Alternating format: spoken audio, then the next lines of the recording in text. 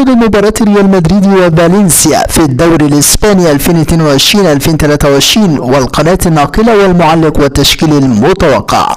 في البداية متابعينا الكرام، ما تنسوش دعمونا بلايك للفيديو والاشتراك بالقناة وتفعيل زر الجرس. يستضيف ملعب سانتياغو برنابيو في العاصمة الإسبانية مواجهة من العيار الثقيلة حين يستقبل مباراة ريال مدريد وفالنسيا المؤجلة من منافسات الجولة 17 من بطولة الدوري الإسبانية.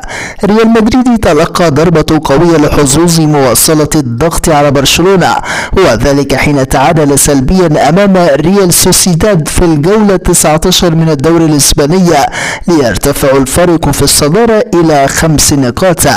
ريال مدريد يحتل حاليا المركز الثاني في جدول ترتيب الدوري الإسباني برصيد 42 نقطة، والفوز على فالنسيا سيكون محوريا في مشوار النادي الملكي في الموسم الحالي. أما فالنسيا فقد أقال مدربه الإيطالي جينارو جاتوزو لسوء النتائج، خاصة وأن الخفافيش لم يحقق أي فوز في آخر 4 مباريات من الدوري الإسباني، حيث تعادل مرة وخسر 3 مباريات آخرها بلد الوليد بهدف نظيف في الجولة 19.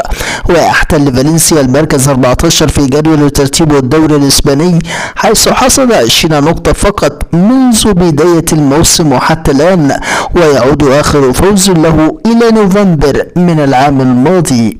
أما عن موعد المباراة، موعد مباراة ريال مدريد وفالنسيا هو اليوم الخميس الموافق 2 فبراير 2023، وسيقام اللقاء على ملعب سانتياغو برنابيو معقل النادي الملكية، وستنطلق صافرة بداية المباراة في تمام الساعة 9 مساء بتوقيت الجزائر والمغرب وتونس، 10 مساء بتوقيت مصر وفلسطين والأردن وسوريا والسودان ولبنان وليبيا، 11 مساء بتوقيت السعودية والعراق والكويت وقطر والبحرين واليمن، 12 بتوقيت الإمارات والسلطنة عمان. أما عن القناة الناقلة للمباراة، تذاع مباراة ريال مدريد وفالنسيا على مجموعة قنوات بي إن سبورتس القطرية، وبالتحديد قناة بي إن سبورت 1 HD بريميوم. أما عن معلق المباراة، سيتولى مهمة التعليق على أحداث المباراة المعلق الجزائري الشهير حفيظ دراجي.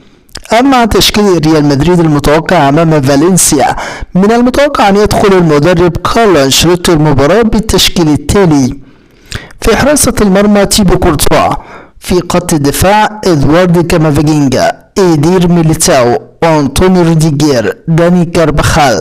في خط الوسط توني كروس، لوكا مودريتش، فيدريكو فالفيردي. في خط الهجوم فينيسيوس جونيور، كريم بنزيما، رودريجو. متابعينا الكرام، نحن في انتظار نتيجة توقعاتكم عن المباراة في التعليقات، ولا تنسوا الإعجاب بالفيديو والاشتراك بالقناة.